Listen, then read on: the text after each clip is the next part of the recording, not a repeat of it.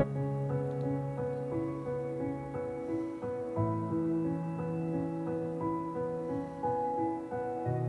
my name is Jerry Kroth. I'm a professor in California, and this is a very strange video about 6 incredible, awesome dreams that will shake you to the foundations of your soul. They will really question your sense of reality. That's the name. Those are the 6 we're going to talk about. Circe, Shantine, Shekinah, all quite mysterious. So let's begin. I am a psychologist. I taught at the graduate level for therapists who are trying to become therapists. One of my classes that I offered was called Dream Work, how to interpret and decode dreams. Now, if somebody says, oh, I had a dream about a watch, and it was a mysterious looking watch. I wonder what it means. And let's go to a dictionary of dreams and look it up. That's not dream interpretation. That's newspaper stuff. Okay? Dreams involve, according to Fritz Perls, the psychiatrist, an existential slice of all your unfinished business. They're personal. They're about traumas. They're about longings. They're about anger and secrets, suppressed and repressed emotions. So to interpret a dream requires you to be honest and open and ready to go into your personal life. Okay, so that's how we do this. Now, Carl Jung, the psychiatrist, said there are dreams and there are dreams. There are little dreams about your normal stuff, and then there are big dreams. You may have 2 or 3 or 4 of these in your entire life. Okay? These are archetypal. These are profound. Sometimes they're prophetic. Okay? Now, in that class that I taught for many years, I probably came across 700 dreams. Students would interpret their own dreams, other people's dreams. I would always be involved in that. And only a few met that criteria of the big dream. So each dream we talk about is going to say, you're going to say, I can't believe that. That's beyond, no, that's impossible. Okay, so get ready. So buckle up. Here's the first dream, and it's called An Engineer's Problematic Dream. A little caveat. I'm working with a person, and that person tells me the dream, but then I interview them and find out all these other things about them. Now I'm going to do that in reverse so that you'll have your wow at the end of this piece. So here's the background on the engineer. The engineer has a dream called Circe, okay? And it's mysterious to him, and we discuss it, and it turns out that he has a problem with lust, okay? He is addicted to pornography and is getting increasingly... Now, I would have put pornography up there, but that's YouTube, so I thought I'd just give you the idea. All right. But he says that pornography is getting to be like a drug for him. It's becoming an addiction. He's losing intimate contact with his wife. He's concerned about that. He doesn't like it. He seems to be getting further and further into this. He's also saying, I'm becoming more animalistic. I don't like that about myself. So he's losing touch with his wife, who he loves. All right, now here comes his dream. And he dreams of a movie theater that's kind of broken down or old or seedy or in a bad neighborhood. And he sees that it doesn't say closed. There's a movie showing in broken letters, and the movie is Circe. Okay, that's his dream. And he said, what does that mean?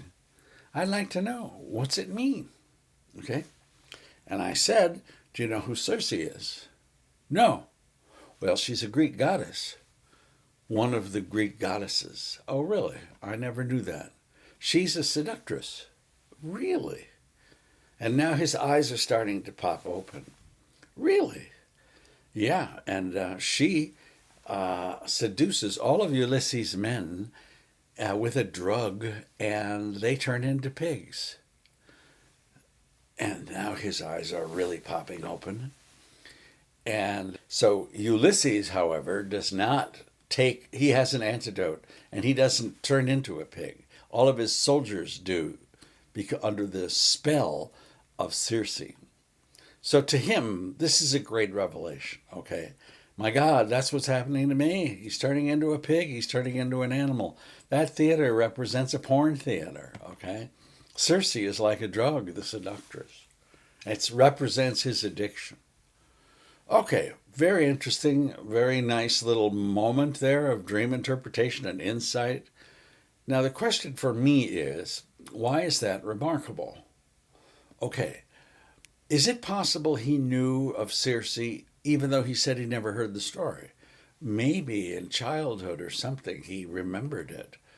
3% of Americans could name all 17 Greek goddesses, okay, and gods. Now, that's Apollo and Prometheus. It's not Circe. There are 3,100 Greek gods and goddesses, and Circe is a minor god. Do you know the story of Circe? He didn't. He was trained as an engineer. He didn't have a liberal arts education, really. He wasn't aware of it. Okay. If he never knew about Circe, where did that symbol come from? That's the question we're posing in this video. Did he read Homer in school? He said no. Did he know about Ulysses? He said, yeah, I heard about Ulysses. Okay, but I never read Homer. Did you read about Circe? No, I never heard of this. Now, what if he's telling the truth? Could the Circe story somehow be hiding in his unconscious? Or did it come from outside? Okay? Did he get a little tiny peek into a world outside his own world, into a mind, a mental world outside of his own mind? Modern psychology says no. So this is an interview by Bill Moyers. Is it all just phenomena that comes from the brain, he asks? Are we just the activity of molecules? Are we just molecules in motion? Is this inquiry leading us to think of ourselves as just primarily or essentially or just material? Yes. When I say that the mind is the brain, when I say that vision just is a function of the brain, that's what I mean. That there is nothing other than the cells and the way they're put together. Well, thank you very much. Now, I wrote a book called Psyche's Exile. Psyche means soul. Psychology means the study of the soul, except psychology studies everything except the soul. Now, I put up a second edition to that. It's an empirical odyssey in search of the soul, in which we talk about many, many things that just are different. Telepathy, synchronicity, psychic dreams, near-death experiences where the psyche, consciousness, seems to leave the body. Remote viewing, xenoglossy, creative possession, all those things. I made a video called The 8 Taboos of Modern Academic Psychology. So these are things you cannot talk about. All right, so that was our first wow, the Circe dream, but that's just an introduction. The rest of these just get weirder and weirder and weirder, all right? So get ready for your next wow. That little book introduction I told you about was for a certain reason. I wanted to go to make a classical trip to Greece and Jerusalem and Egypt, and my wife said she was getting certified as a yoga teacher, couldn't make it. So I went on my own 10-day trip, and I wanted to go. By the way, this is the dream called the Chantine. Wait till you hear this story.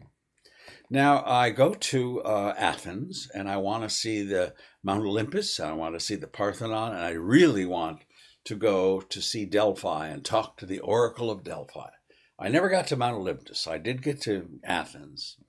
I also wanted to go to Israel. Do you remember the story of Jesus, and his body is put in a cave, and then they roll the stone out, and all of a sudden he's gone, and he's resurrected? Well, they built a church. It's called the Church of the Holy Sepulchre, and I wanted to go there and see that. I also wanted to go to Egypt and crawl inside the king's chamber. I did all that stuff. Okay, Some of these stories require background, so please stay with me. I've got to give the background for you to say, oh my God.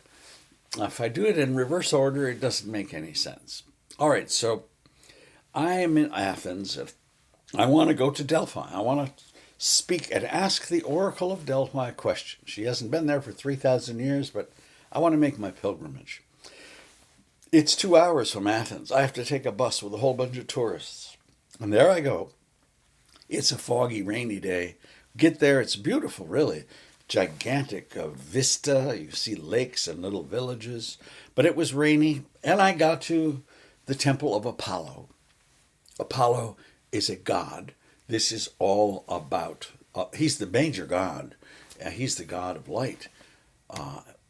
He drags the sun across the sky every morning with his chariot. It drags the sun from morning till dusk, and he enlightens up the world. He is enlightenment. He is the god of light. He's also the god of prophecy. Okay? All right, now watch. The chariot, he rode a chariot pulled by fiery horses across the sky every day to bring light to the world. Well, I'm there, and I know the story of the Oracle of Delphi. This is Pythia. There were many such women 3,500 years ago. They stood over a chasm which came up with fumes, and they spoke gibberish. And all of the leaders from all around the world came and asked them a question. Should I invade that country? Should I kill my family? Whatever they were going to do, they came and they asked the oracle questions. And then they interpreted what she said. Okay? So there I am, and I asked the tourist guide, where did Pythia stand? And all the other tourists are wandering all over the place, and I was only interested in standing there because I wanted to ask a question. So there I am standing there, and I asked her a question. Am I right? The question is, that book that I wrote about telepathy, about the soul leaving the body, is that right? I mean, there was certainly a lot of evidence that I brought to bear, but I wanted to know, and I waited for an answer. Nothing. Closed my eyes. Nothing. Decided to meditate, breathe through my nose. Nothing. So, no answer. But it was okay. It was a nice trip.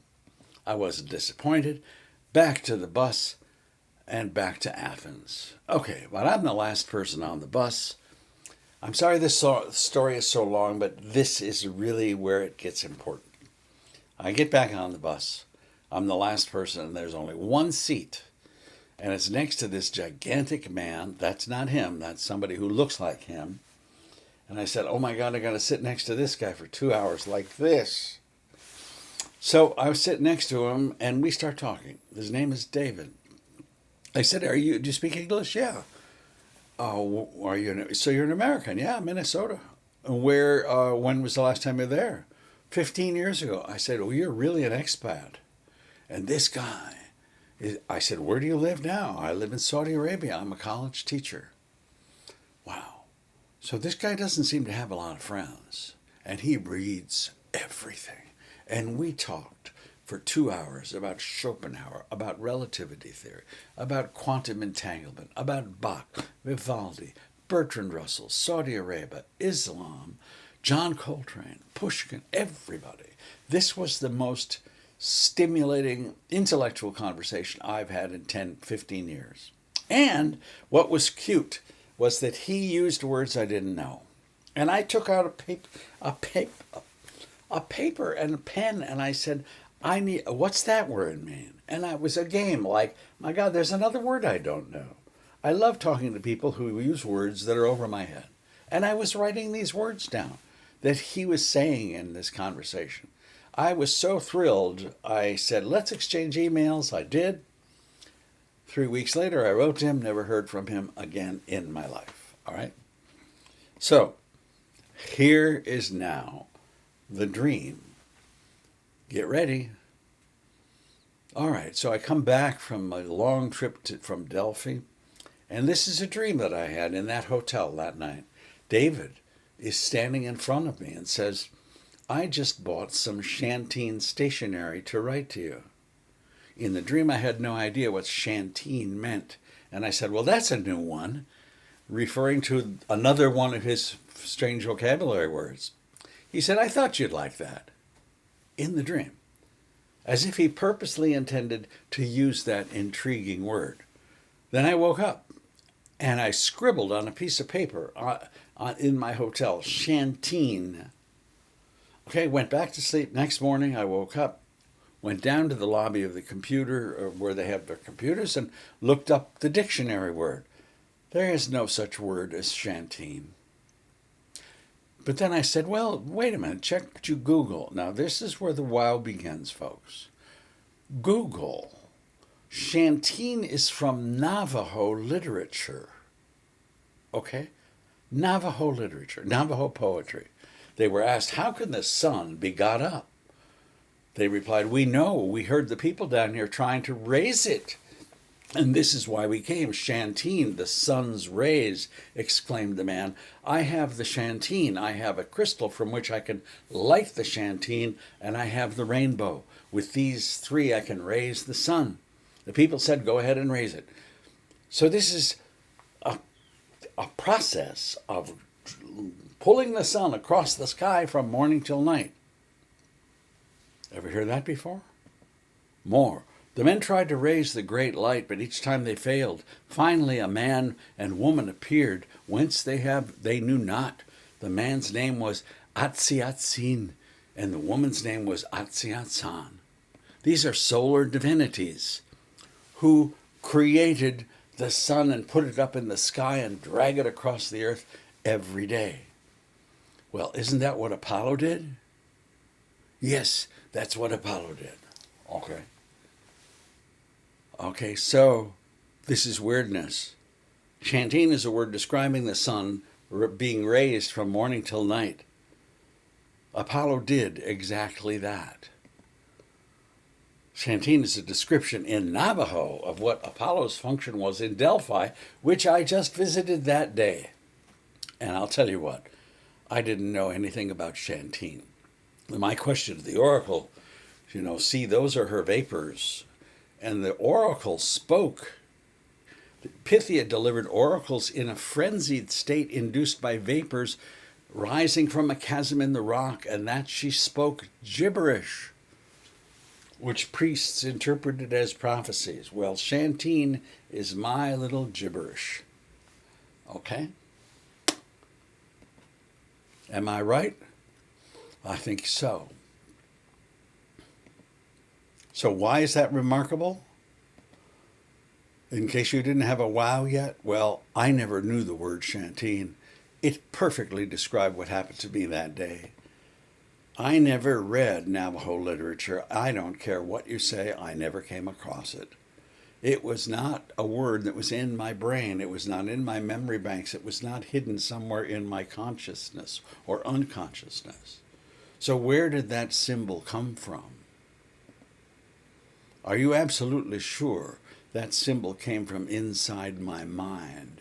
That's what I mean. That there is nothing other than the cells and the way they're put together. Well, I'm sorry. I beg to differ. Okay? I'm sorry. You're not going to convince me that was in my brain. It was not in my brain. It was certainly relevant. Okay? It came from outside my mind. It came from a mind outside of my mind. Our minds are in touch with an external source outside of our learning and experience. And occasionally we get to peek into that world. Okay, are you ready for number 3? Because that was what I think it is. Here we go. This is a painful story, and I would like to make it as least painful as I can. It's called Shekinah, and it's not actually a dream. It's like a dream. In the 1980s, I was hired by the state of California to investigate a incest treatment facility which treated incest victims, perpetrators, non-offending spouses. And my job was to ask questions and do quantitative analysis to find out whether this treatment, can you do psychotherapy within a family where incest has occurred and reunite the family. So that was what I did, and I certainly came across a number of stories. All right, so in this particular, this was after that. This is a story of a woman in her 30s, mid-30s. She's happily married. She's the mother of 2 children, maybe more, I don't know. She was very bright and had a college degree. Okay, but she said that she was sexually abused by her pedophile father from the age of 8 to 11. Okay, that's not typical. She said she remembered once being trafficked by her father. He was in touch with some kind of a underground network of pedophile fathers who exchanged daughters. And she said that was a particularly traumatic experience for her. She said that around the age of 11, she started muttering a word called Shekinah, and this was during, as far as I can remember, during the sexual abuse. Okay, now the father heard her saying that word, and he was spooked by it, and he stopped.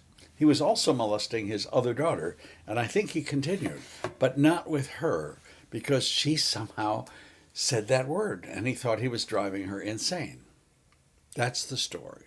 Now this is where it really gets Freudian, because it stopped. 11 years old, you're in the 5th grade, right? It stops then. And she goes to middle school and completely represses everything about this. Doesn't remember anything in the classical Freudian tradition, okay? Complete repression. So she goes through normal adolescence, normal high school, attended her senior prom, enjoyed college, fell in love in college, married her college sweetheart, thought she was a virgin all during this time. And then came the honeymoon. All right, so she's in her early 20s, I guess, and all of a sudden flashbacks and anxiety and overwhelming memories start flowing back into her. And she has PTSD symptoms like you'd never heard. She has a very understanding husband. She spent 7 years, maybe 9 years in psychotherapy. She recovered all these memories. She made a full recovery. If you ever wanted to wonder whether psychotherapy works, this is an example where it works. So, my question was, what did Shekinah mean? What was it? What does that word mean? This girl came from a Catholic family, but I'm not sure she went to Catholic school. I don't know that. Whether she went to Catholic school or went to public school and was raised as a Catholic. But this is where it really gets mind-boggling, okay? What is Shekinah? Well, Shekinah is a Jewish term for God. This is from the Jewish Encyclopedia. In the great majority of cases, Shekinah designates God. Shekinah is found at the head of the sick, and believe me, this was certainly at the head of the sick father. But there's more. There are major Jewish books, the Talmud, the Torah, but it's in the Kabbalah, where this mystical tradition of Judaism exists, and now let's read this entire paragraph together, okay? The Kabbalistic tradition describes the feminine image of the Godhead as mother, daughter, sister, and Holy Spirit, giving woman what she has lacked throughout the last 2,500 years in Judeo-Christian culture, an image of the divine feminine in the Godhead that is reflected at the human level in herself. The Shekinah is divine motherhood, mother of all living. Well, this girl's mother was missing. She was either complicit or absent. And she's saying the word for the mother Godhead. Shekinah is a cry for the divine mother from an 11-year-old. It's a cry for intervention from the divine mother. Okay? So Shekinah is not just some random word uttered by an 11-year-old girl. It's full of meaning. Here's some more quotes. The Shekinah is the image of the divine feminine, or the feminine face of God, as it was conceived in the mystical tradition of Judaism. Shekinah reveals the missing imagery of God as mother that has been lost or obscured in both Judaism and Christianity. Okay. In the presence of the Shekinah, no sin is permitted, Dad. All right, I'm not making this up. So it's a cry for the Divine Mother. It is a cry for intervention. And the Father was actually spooked by it and stopped.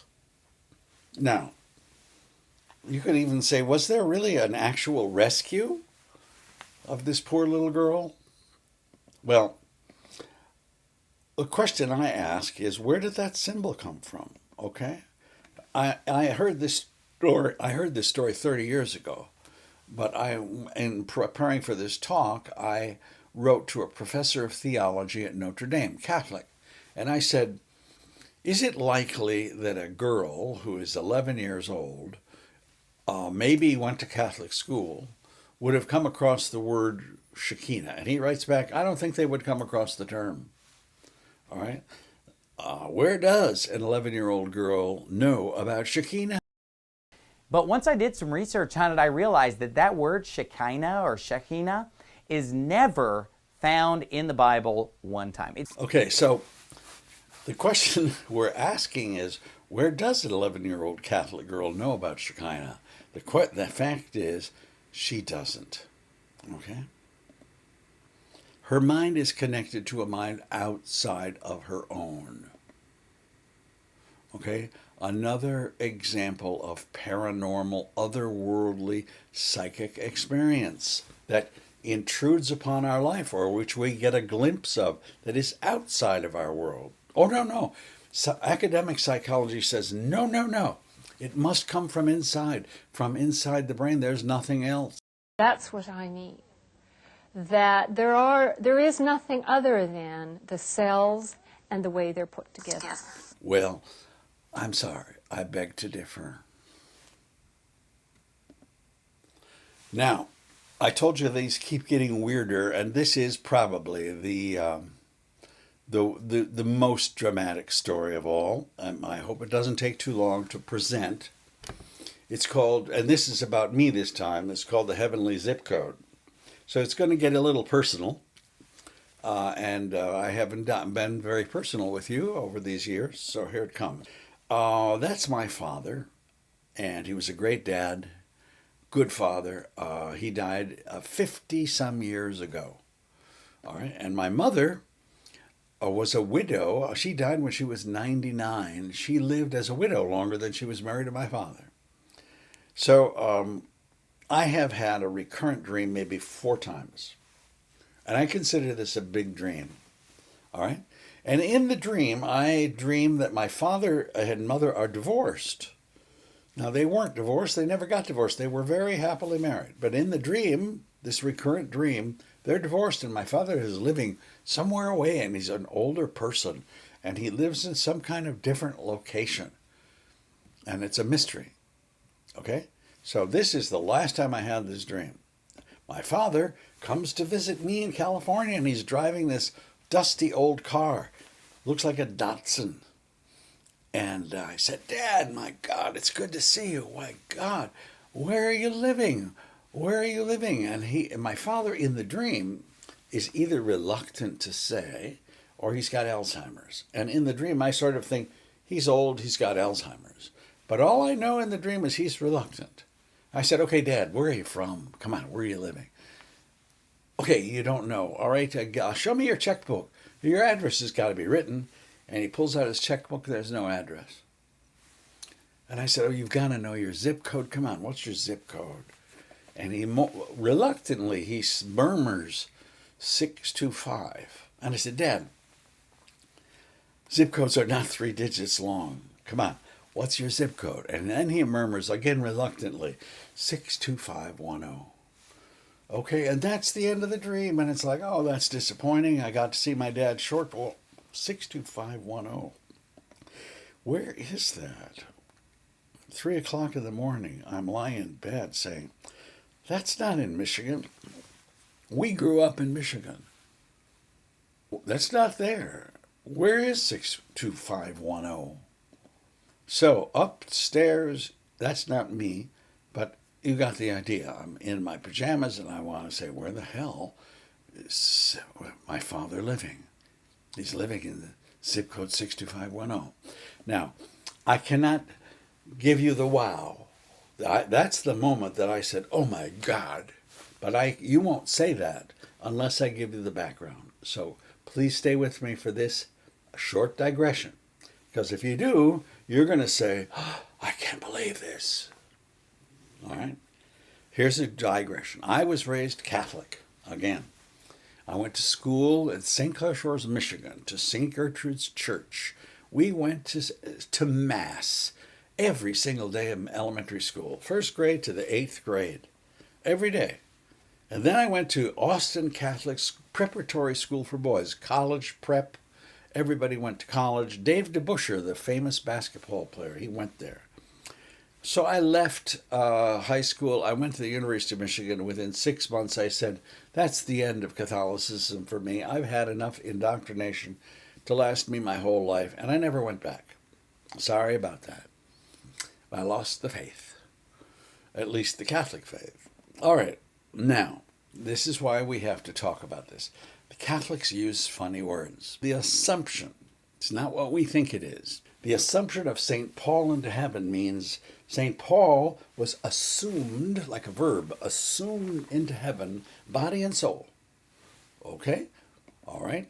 And St. John the Apostle is assumed into heaven.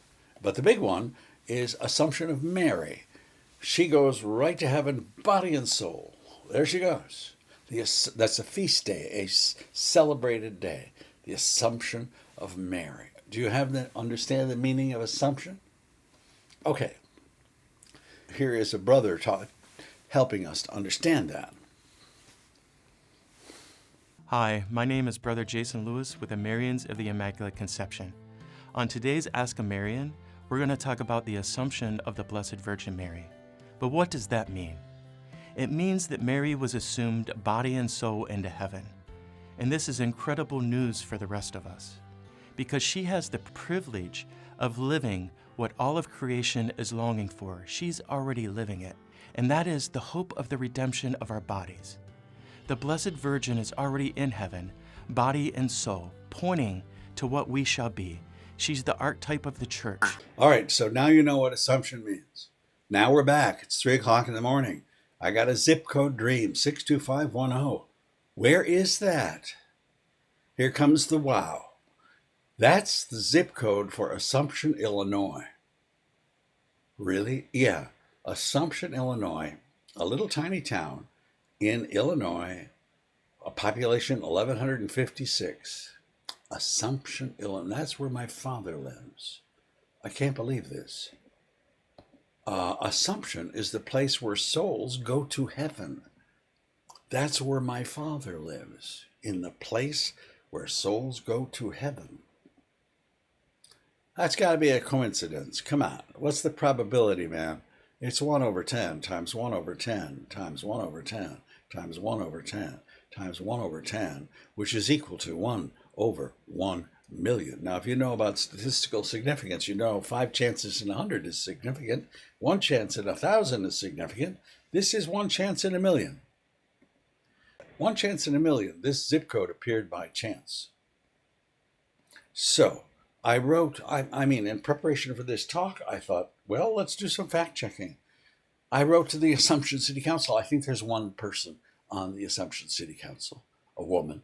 And I said, is it really named after the Assumption, like the way the Catholics use it? And she writes back and says, there was a man who was a French Catholic who bought 30 acres here in 1804 and called it Assumption. I said, well, was it named after the Assumption? She said, well, he came from Louisiana, which was Assumption Parish, and it was named after the Assumption of the Blessed Virgin Mary. So Assumption, Illinois is named after the Catholic Assumption. Okay?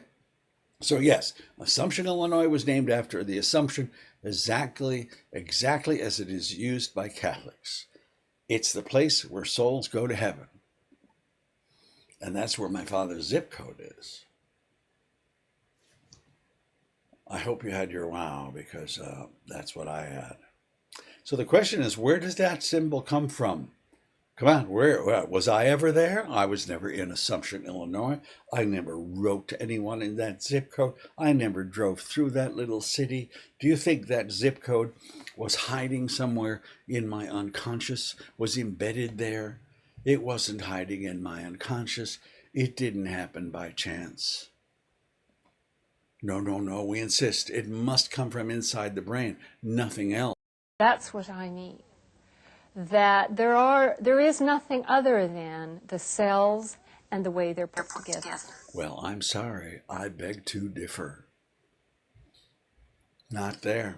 It came from outside. It came from a mind outside of my mind. And I don't think that's going too far at all. I think that's the most reasonable explanation. Maybe you don't, but I do. So that's certainly a major wow for me, but I have another, and here it is. This is called the chantry, and we are going to get even more personal in this one. This is another dream of mine. Okay, so here we go. Once upon a time, there was a guy named Jerry Kroth, and he had a girlfriend in 1964, and her name was Lynn. And Lynn was a very creative and interesting person. We both went to the University of Michigan. I graduated. She was younger than me, and she was still a junior. And so we hooked up. I had an apartment. She had an apartment. She was not getting along with her parents. She said, let's move in together. I said, okay. People didn't do that in 1964. And that wasn't our house, but it was similar. And we had a studio apartment. We even got a dog. The dog died.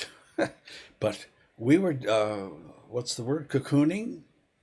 And people just, that was not done in 1964, much. But I was a bit of a radical. She was a bit of a radical. Not political radicals much, but radical, different, nonconformists. So after maybe 10 months, we said, well, we don't love each other that much. We like each other. It's fun, but it's time to move on. She needed to date other people. And Vietnam War was raging, and the only way to stay out of it, for me, was to become a school teacher, which I already was. So I went to Europe and taught for the State Department in Europe, elementary school. And that was it. Bye-bye. So a couple of years later, I called her and said, how are you doing? And she said, I fell in love. I fell in love with a Mexican diplomat, and we're going to get married, and I'm going to go to Veracruz, Mexico, and live. I said, wow, amazing. She graduated, she fell in love. Bye-bye, good luck. But guess what? I never heard from her again in my life. And a number of years passed, and I said, whatever happened to Lynn? No results. There was no internet then. Then the internet came, and there were still no results. So 48 years later, stay with me now, because I know this is a long story, but these stories, the setup needs to be, if you want this wow at the end, you've got to get all this data. I said, where could I cut this out? And I don't know a place. So I live in Puerto Vallarta in the winter. I have a condo with my wife right there, and I go walking in my bathing suit along that beach just about every day. And finally, I get connected to Facebook, and I find a friend of Lynn's from high school. And she tells me in an email, first paragraph, oh yes, Lynn got married to a man in New York, her second husband. She divorced the guy in Mexico. She has a daughter. She was a published poet, hooray, and a playwright, fantastic.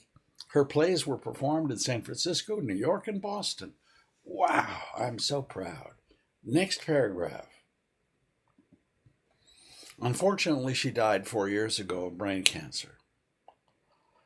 That, to me, was shocking. I mean, she was young, and this was years ago, and my God, how old was she? And it's terrible. And I was really upset.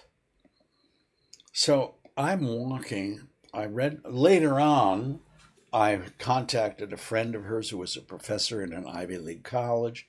I bought her books. I read some of her plays. That's one of her books. I would look at her and I said, I don't recognize this person. But she had her Mexican hat on, her Latin American whatever, and that was one of many books. But her first book, that is what she looked like in 1964. That book was written, however, 1984. Why would she put a picture 20 years earlier on that? And I know why, because I knew this woman. That was the happiest day of her life when she met that man. And it was the happiest day of her life when she published that book, her first book. Well, anyway, I'm walking that beach in my bathing suit. I carry my shirt, and I'm very unhappy, shocked. I go to this Catholic church, and I thought, I think I'll go in there and I'll have a little funeral ceremony for her. And I walk in, and everybody is singing. They're all singing in Spanish. That's not the actual photograph, but that's what it was. A full church. I go in, I put my shirt on, get into the pew. They're all singing. And I thought, well, I'll sing. And I'll sing a song. I made up this song like that. I said, well, Lynn, I remember you, and you were good and kind to me. And I'm so proud of you. And I'm so glad your talent came out in your life. I'm singing this song to myself. Out loud, though. And I'm so happy your dreams came true. And I hope you didn't suffer.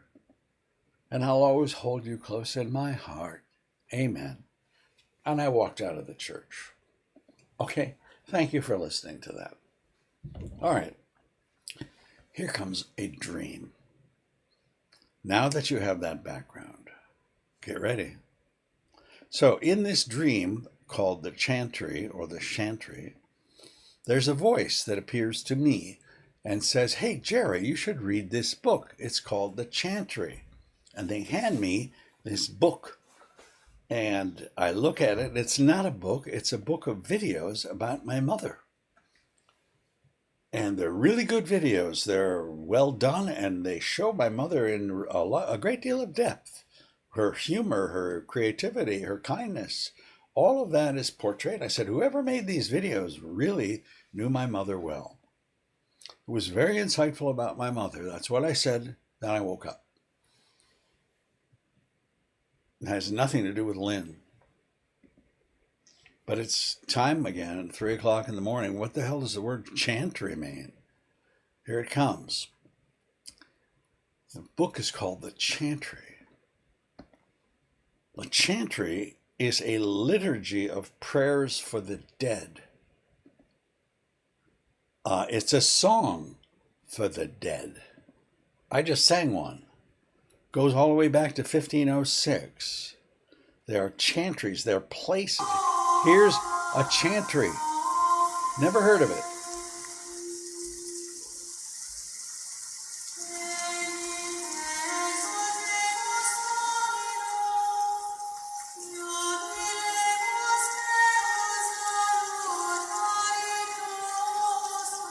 Okay, so a chantry is a place where you sing songs for the dead.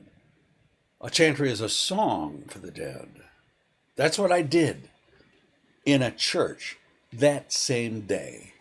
I went to a church and I sang a song for the dead. Okay? I'll say that again. That's what I did in the church that day. I sang a song. I sang a chantry in a chantry. All right. So in there, after this, I discovered certain things about Lynn. For example, I learned that Lynn and my mother died within months of each other. My mother was 99, Lynn was 61. And I noticed that also that Lynn, they had similarities. They were both petite, they were both kind, they were both creative. They both had a nice sense, a strange sense of humor. I noticed some parallels. I never noticed that in 48 years, never thought of it. So, The symbol chantry was completely appropriate. I sang a song to the dead in a church on the same day. I had a dream about a song for the dead. A song is called a chantry. A place you sing it is called a chantry. All of that was totally unknown to me. So that is one big wow for me. Now, where did that symbol come from? Where did that word come from? I never encountered that word. I never heard that word. Did you? If I did, I had no idea what it meant. Do you think the word chantry was in hiding or embedded somewhere in my unconscious? Do you? Oh, we insist it must come from your brain because that's all there is. That's what I need. That there is nothing other than the cells and the way they're put together. Well, I'm sorry. I beg to differ. I'm sorry. I can't go there. Can you? That word came from a mind outside of my mind. I got a peek into another world, or the other world penetrated into my world. This is the final installment, okay? And this is called Keir Street. And again, it's a dream that I had, and it was this is a particularly unpleasant, recurrent dream, okay? I'm lost. I've had this dream 15 times, okay? And it's not pleasant. I'm lost. I'm in a foreign city. I've traveled to this city. I can't remember my hotel's address, and I'm mad at myself that I didn't pay closer attention to what's the name of the hotel? What street is it on? And I'm wandering around. I'm looking. I see familiar buildings. I say, yeah, I saw that before. Do I turn right? Do I turn left? I saw that before. Should I go back? Should I turn right? I'm getting tired. I never saw that. I must be on the wrong path. And I know I haven't seen that before. Oh, I got to turn back. Yeah. And then finally, I'm on the outskirts of the city. I've walked so far, and I can't find my hotel. And I'm really getting a bit disturbed. It's getting to be dark. Still running into these buildings. Can't find my way. This is a worrisome dream. And I'll tell you what, I wake up exhausted. I'm glad this dream is over. It is very unpleasant. And it goes on on and on and on. Now, I ask myself, why are you having the dream? And the answer is, I must be ambivalent about something, undecided, confused, lost in my real life, working on some problem or some book or some article or having some dilemma with friends. I'm confused. I don't know which way to turn. So when I'm confused in my real life over something, I tend to have this dream. Okay, that's the background. One day, there's the dream again, and there's the building again, and here we go again. But this time, I see a street sign, and it says, Keir Street. I'm on Keir Street. Now I know where I am. I've got a location. Because before I tried to make telephone calls and nothing worked.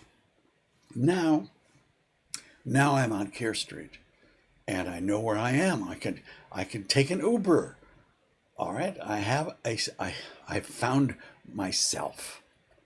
Okay, so I wake up relieved. First time this recurrent dream resolved in a pleasant way. I'm very glad that it's over. Feel good. First time at 3 o'clock in the morning. What's Keir mean? Never heard that word. Google Translate. Nothing.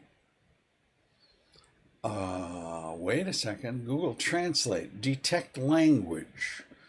Here comes the wow. Keir means heart in Polish. Okay? It detected that the word Keir means heart in Polish. I'm on Hart Street. But there's a second meaning. It also means direction in Polish. Two meanings. I arrived at Hart Street and I found the right direction. Are you following me? The meaning. Not that difficult. Follow your heart and your confusion will end. Lost? Confused, indecisive, don't know where to turn, ambivalent, follow your heart, follow your bliss. And the answers will come. You'll find the right direction. Just ask yourself, how do you really feel about this? Stay close to your heart. Do you really want to do that, or do you want to do that? What do you think is true? Not what do you think is true. What do you feel in your heart is true? Go with that. Wow, wonderful. Simple, great therapy, big insight, huge insight. Follow your heart if you get confused. Great. Great advice, but the question is, who gave that advice? Well, it's really a serious question. Who gave that advice? Where did that symbol or word come from? I don't speak Polish. I speak a bit of Russian. The word for heart in Russian is serce. Not even close. The word in Russian for direction is направление. Not even close. Do you think the Polish word heart was somehow embedded in my unconscious, hiding there all this time, finally came out in a dream? Really? That's your theory? Do you think the Polish word for direction, which I had never heard in my life, was still hiding there in my unconscious? Oh yes, we insist it has to come from inside your brain. That's what I mean. That there is nothing other than the cells and the way they're put together. Oh, really? Well, I'm sorry. I beg to differ. That word came from a mind outside of my mind. So this is paranormal. It is extrasensory. It is exopsychic. Exoskeleton, outside your skeleton. Exopsychic, outside your psyche. Otherworldly, transcendent, and even spiritual. So if there's some kind of conclusion here, let's try to put it together a little bit. All right, so how do we explain these unusual phenomena? We seem to be one mind in touch with another mind, or perhaps in touch with a more mystical source, or a more divine source, or an underground source. But whatever it is, we seem to be in touch with something outside of our brains. All right? And that's a perfect picture of it. So how do we explain that? One theory, and I don't want to say this is the only theory, that comes close is Jung's theory of the collective unconscious. See the bright part there? That's your conscious being, your ego, where the light part is your consciousness. And in this darker pink-orange area, Jung calls that the personal unconscious. Do you remember the Shekinah story? This woman recovers all of those repressed memories through psychotherapy. They were in her mind, but it was not accessible to her. That's the personal unconscious. But the stories that we have talked about don't come from there. They come from another place. Circe was unknown to that guy. Shekinah was not a word that was in that girl's vocabulary. Do you think I knew the word, what chantry mean? Or what chantine was, a Navajo word, a concept that was exactly like what I had experienced that day? Or Polish, Keir Street? Or 62510, give me a break. That was not in my personal unconscious or anything connected to me. So I'd like to try to break some new ground here and talk to you about a different subject. I would like to suggest something to you. Now, this is for you. A lot of people who watch my videos will stop at 15 or 20 or 30 minutes. If you've lasted this long, this is for you, okay? I'm making this video for you. So let's talk about the Higgs boson. I hope you know what that is. It was called the God particle. A little introduction. Physicists, including Peter Higgs, hypothesized that perhaps the force particles were massless, but gained mass when they interacted with an energy field that permeated the entire universe. We tend to think of mass as an intrinsic property of all things, yet physicists believe that without the Higgs boson, mass fundamentally doesn't exist. The Higgs field was thought to be responsible for the fact that some particles that should not have mass do. It is, in a sense, the universal medium which gives particles their mass. And without mass, the universe would not exist. So the Higgs boson is so important that it was sensationally labeled the God particle by journalists. Now, it was labeled the God particle because it's creating something from nothing. Mass comes from the Higgs boson field and the Higgs boson. The guy had this theory in the 1960s, and it wasn't confirmed until they built this huge accelerator underneath Switzerland and France for 27 miles, accelerating stuff, blowing stuff up, built in 2010, 1.6 billion collisions per second. We have thousands of dreams, but once in a while, they see a particle and they say, wait a minute, what's that? Okay, and so the particle was discovered in 2012. Nobel Prize was offered in 2013. Major discovery. So I want you to think about this as if we're looking at a new particle. These things that we're talking about are extremely rare. I only have 6 examples in all of my life. Okay? So that's not enough. Not enough to say we have discovered another psychic particle. So I'm asking you to think about, what if we had 15? What if we had 15 of these? What if you had contact like that? Have you had an experience, a dream, or an experience where some word or figure was very helpful, very therapeutic, very relevant, but totally unknown to you? Totally unknown. 62510. So if you've had that, write to me. I'd like to have 15 instead of 6. Okay? Contact me at that email address. That's my book. All those stories I told you, most of them are in that book. You can get it on Amazon. But if you got this far, congratulations. Thanks for listening to all these long stories. But we're talking about something really, really special and ethereal. And if you've had that experience, contact me. I'll talk to you. I'll interview you. Thank you very much for watching. See you.